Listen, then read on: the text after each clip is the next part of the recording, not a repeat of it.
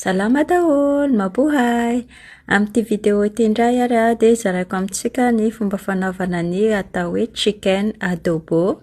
Isan'ny sakafo malaza sy ahafantarana ny zareo Filipiana izy ity indrindra ho an'ny mpizahatany dia isan'ny sakafo ankafizin'ny zareo indrindra amin'ny sakafo Filipiana.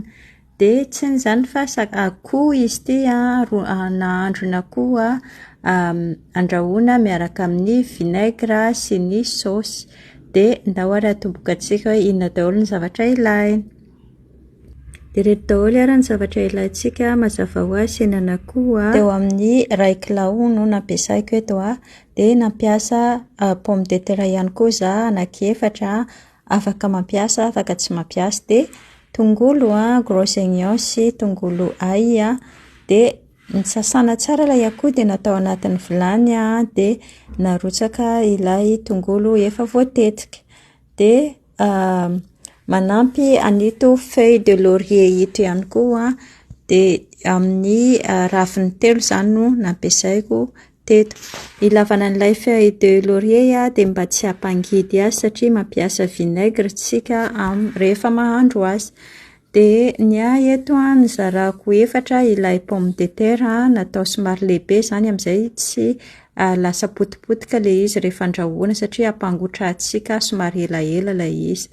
Dia manampy saosy soja ihany koa isika eto dia tsy manana fetra exacta amin'ilay saosy fa ohatran'izao amin'ny vidéo eto zany ohatran'ny hoe somary hita ilay fatran'ilay izy zany somary hita manatratrany eo amin'ny antsasany ilay quantité an'ilay hena anaty vilany. Tsy hoe antsasany be fa latsaka kely ny antsasany zany ilay quantité an'ilay saosy soja.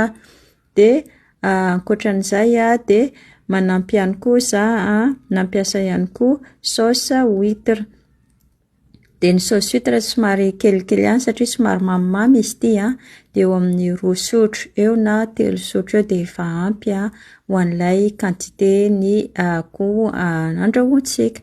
Dia ankoatran'izay dia manampy vinaigre ihany koa. Dia torak'izay koa ny vinaigre tsy manana quantité exact za fa ny tomba maso daholo ny fampiasako azy ohatra ny hitanareo amin'io vidéo io zany. Dia manampy sira kely mba hanampin'ilay tsiron'ilay sakafo andrahoana. Dia ilay vinaigre miankina amin'ny tianao raha somary marikivy tianao dia somary maromaro ny quantité-any. Dia afangaro amin'izay izay rehetra rehefa natambatra ao anatin'ilay vilany. Dia afangaro tsara ilay izy dia adino kely mila manampy rano ihany koa isika dia ohatran'izao ny quantité an'ilay rano zany. Marakotra an'ilay hena ao anatin'ilay vilany zany ny quantité an'ny rano ilaintsika. Dia ohatran'izao hitanareo amin'ny vidéo io ny ilay habean'ilay fitambaran'ilay saosy rehetra natambatra zany dia ohatr'izao. Dia avelantsika mangotraka amin'izay zany ilay izy andrahoantsika dia ampangotrahana. Dia izy ity afaka mampiasa henan-kisoa ihany koa na koa henan-kisoa sy akoho mifangaro miaraka dia mety daholo.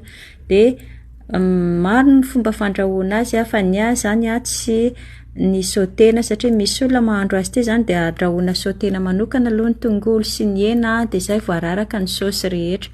Fa ny azy zany tsy nanisy menaka mihitsy zany eto satria efa miteraka menaka ilay akoho dia tiako zany ilay izy hoe healthy version na koa hoe version mahasalama kokoa zany tsy manisy menaka satria mbola hiteraka menaka ilay akoho.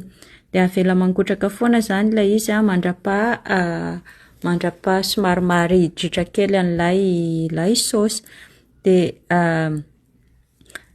ina moa zany misy tia azy ity zany hoe afaka hoe somary izy bebe rano ohatr'izao dia ohatr'izao no tiany zareo azy. Dia rehefa ohatr'izao zany izy dia efa azo hohanina efa masaka dia efa afaka asorina ambony afo zany. Fa ny azy zany tiako izy ilay somary maridritra kely iny dia naverinako nandrahoana kely amin'izay mba mihena ilay rano. Dia ohatran'izao izy amiko zany rehefa tena masaka amiko hitanareo hoe mitokana ilay menaka séparé amin'ilay saosy.